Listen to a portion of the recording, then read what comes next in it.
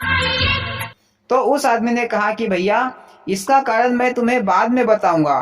फिर वह देवदूत आदमी मोची के घर पर ही रहने लगा और कुछ समय बाद वह आदमी भी मोची का काम सीख गया।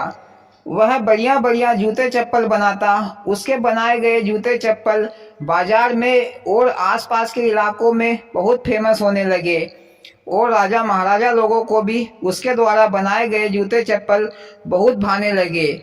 इस तरह मोची की कुछ ही महीनों में अच्छी खासी कमाई होने लगी और वह माला माल और धनवान आदमी बन गया।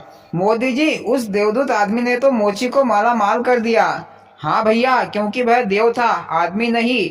फिर एक दिन राजा का सिपाही चमड़ा लेकर मोची के घर पर आया और मोची से कहा कि राजा साहब ने इस चमड़े के जूते बनाने को कहा है।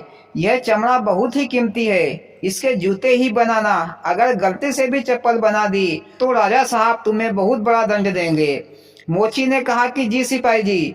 फिर मोची ने उस चमड़े को उस देवदूत आदमी को दे दिया और 10 बार ये कह दिया कि इस चमड़े का जूता ही बनाना है, गलती से चप्पल मत बना देना।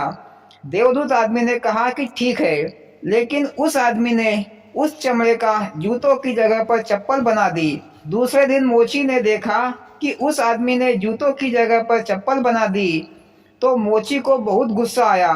मोची बोला, अरे मूर्ख, मैंने तुझे 10 बार बताया कि जूते बनाना है, पर तूने तो चप्पल बना दी। पता नहीं राजा साहब मुझे क्या सजा देंगे।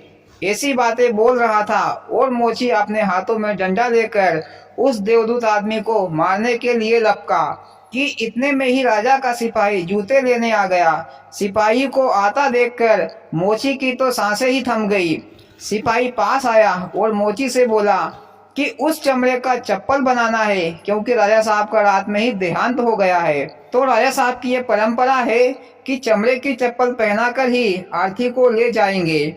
सिपाही के मुंह से ऐसी बातें सुनकर मोची की जान में जान आ गई। मोदी जी, मोची की जान क्या घूमने फिरने निकल गई थी क्या, जो जान में जान आ गई? भैया, डर के कारण उसके सांसें थम गई थी। और भैया, जान घूमने फिरने निकल जाती है तो वापस नहीं लौटती।